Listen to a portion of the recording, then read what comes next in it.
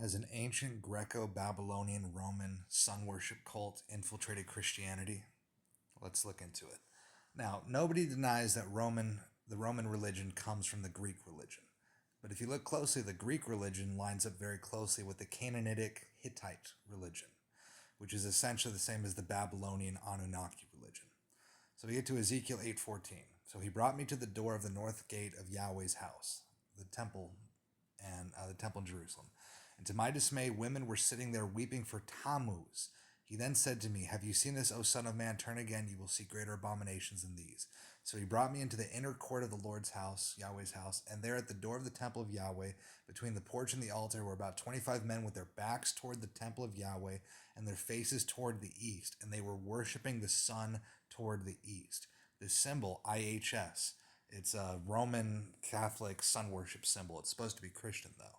So it's a sun worship cult pretending to be Christianity.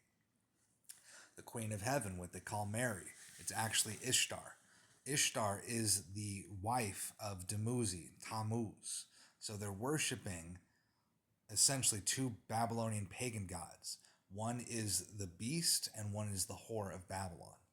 I'm still trying to figure out exactly if Tammuz is the beast, but it does seem to fit the description.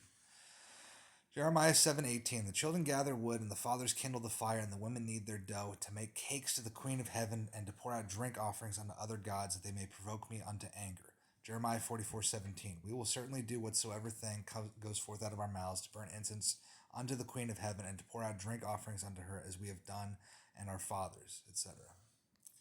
Well, here we see that the Christians in early Christian times, the church infiltrated by pagan occultists, they prayed towards the rising sun. They hung a Christian cross on the eastern wall of their homes to pray towards the rising sun.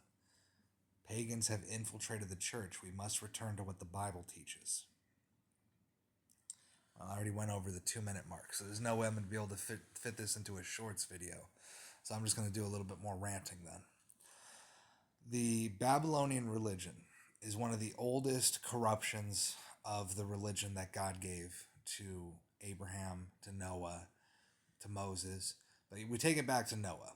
Noah received the pure religion from God, and he preserved it, and his sons were supposed to preserve it. But at some point, his son's sons or his son's son's sons corrupted the religion. And this is where we see Nimrod pop up. Nimrod is a mighty man, and it doesn't say much in the Bible about him, but it seems like he is the first one to say, I am God, worship me. All things come from my hand, not from the hand of heaven. And he convinced people that he was God. And they worshipped him as God. And he went completely out of control with his ego. And this seems to be where all this stuff originated from. His wife may be the one that we refer to as the Queen of Heaven, as Astarte. It's not quite clear. The Bible doesn't go into explicit detail about these things, but I'm sure if we dug deep enough into the pagan myths, we could piece it together. But it does seem to me that for sure Astarte, Ishtar, Inanna, Isis, this is the Queen of Heaven. And her husband, Dumuzi, or Osiris, Tammuz, he is killed. He dies, and so anyway, pagan mythology is interesting when you understand that this is what the Satanists believe in. The religion of Satan is the pagan myths of the ancient world.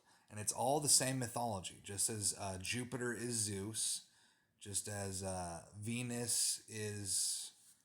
Which one was Venus? I want to say it was Aphrodite, but it might have been another one.